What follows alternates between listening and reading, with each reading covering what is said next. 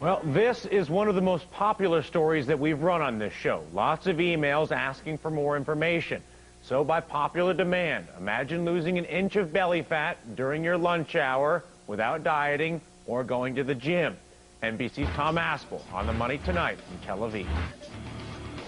With us tonight, got Bob Gerberich, president of UltraShape North America, and Dr. Stephen Teitelbaum, plastic surgeon, who has conducted clinical trials with UltraShape's device. Doctor, I'm going to start with you. We have some sense in the report there as to how this works, but walk us through the science of it. What is it doing? Are there any potential risks? What are you looking for in the clinical trials, doctor?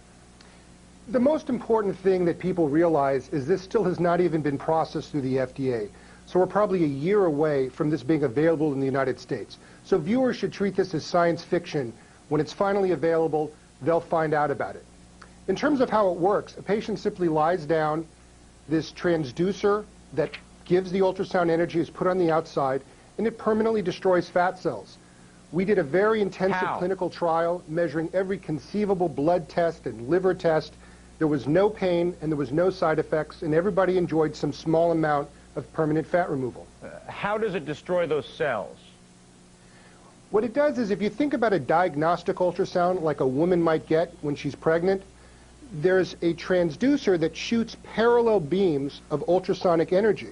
What they did is they made a dome transducer so the beams all converge at a single point.